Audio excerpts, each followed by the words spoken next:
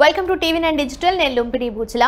బంగ్లాదేశ్లో 1971 స్వాతంత్ర సమరయోధుల వారసులకు ఉద్యోగాల్లో 30% రిజర్వేషన్ కేటాయించడంపై వివాదం నెలకొన్న సంగతి తెలిసిందే.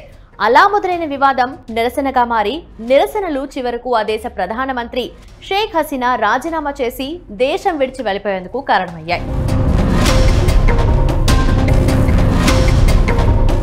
అయితే బంగ్లాదేశ్లో తలెత్తిన సంక్షోభం భారత సరిహద్దుల్లో భద్రతాపరమైన రిస్క్ను పెంచడమే కాదు, మరో విధంగా తీవ్రమైన నష్టాన్ని కలిగించేలా ఉన్నాయి. దేశీయ దిగ్గజ కంపెనీలపై బంగ్లాదేశ్ సంక్షోభం ప్రభావం పడుతుంది. స్టాక్ మార్కెట్లో లిస్ట్ అయిన చాలా కంపెనీలు ఇప్పుడు బంగ్లాదేశ్ సంక్షోభం ముప్పులో ఉన్నాయి. ఆ కంపెనీల స్టాక్స్ భారీగా పడిపోతున్నాయి. మరి ఆ రాజకీయ సంక్షోభ ప్రభావం మన దేశ వాణిజ్యంపై ఎంత ఉంటుందనే అంశాన్ని వాణిజ్య వర్గాలు పరిశీలిస్తున్నాయి. మన వస్తువుల ఎగుమతుల వ్యాపారం గత ఆర్థిక సంవత్సరంలో $437 బిలియన్ అంటే సుమారు 36.27 లక్షల కోట్ల మేరుండగా, ఇందులో బంగ్లాదేశ్ కు జరుగుతుంది 91,300 కోట్లే. పొరుగు దేశం కావటం, మన జౌళి కంపెనీలకు అక్కడ తయారీ యూనిట్లు ఉండటమే కాస్త ఇబ్బంది పెట్టే అంశమవుతుంది. అక్కడ అనిశ్చితి కొనసాగితే మాత్రం రెడీమేడ్ దుస్తుల యూనిట్లు మన దేశానికి తరలొచ్చే అవకాశం ఉందనే అంచనాలు వెలువడుతున్నాయి.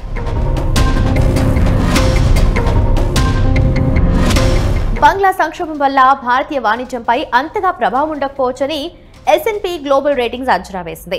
భారత్ నుంచి బంగ్లాదేశ్కు ఎగుమతులు స్వల్పంగా ఉండటం ఇందుకు కారణంగా తెలిపింది.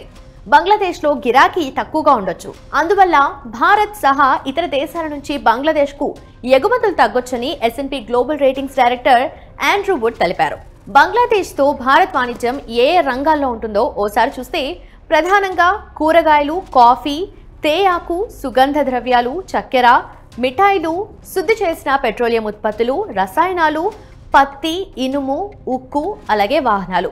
ఇక మనం బంగ్లాదేశ్ నుంచి దిగుమతి చేసుకునే వస్తువుల విషయానికి వస్తే చేపలు, ప్లాస్టిక్, తోలు, వస్త్రాలు ఇలా ఉన్నాయన్నమాట. అలాగే దక్షిణాసియాలో భారత్కు బంగ్లాదేశ్ అతిపెద్ద వాణిజ్య భాగస్వామి. ఆసియాలో బంగ్లాదేశ్కు భారత్ రెండో అతిపెద్ద వాణిజ్య భాగస్వామి. అయితే అన్నిటికన్నా కాస్త ఎక్కువ ఇబ్బంది పడేది జౌళి పరిశ్రమే. జౌళి, వస్త్ర పరిశ్రమ సమాఖ్య కూడా ఇదే తీరున ఆందోళన వ్యక్తం చేస్తుంది. ఆ దేశంలో రెడీమేడ్ దుస్తుల తయారీ యూనిట్లు నిర్వహిస్తున్న కంపెనీలపై తీవ్ర ప్రభావం పడుతుందని తెలిపింది. బంగ్లాదేశ్లో సరఫరా పరంగా ఏవైనా అవరోధాలు ఏర్పడితే భారత సంస్థల ఉత్పత్తి, డెలివరీల్లో జాప్యం ఏర్పడే అవకాశం ఉంది. బంగ్లాదేశ్లో అనిశ్చితుల కారణంగా అక్కడి నుంచి తయారీ కేంద్రాలను ప్రత్యామ్నాయ విపణులకు మార్చడంపై కంపెనీలు దృష్టి సారించే అవకాశాలున్నాయి. భారత జౌళి పరిశ్రమకు ప్రధాన కేంద్రమైన తిరుపూర్ దీనివల్ల లబ్ధి పొందే అవకాశం ఉందని వివరించింది. స్వల్ప కాలం పాటు వస్త్రాల ఆర్డర్లు భారత్కు మళ్లే అవకాశం ఉందని మన వాణిజ్య సంఘాలు అభిప్రాయపడుతున్నాయి.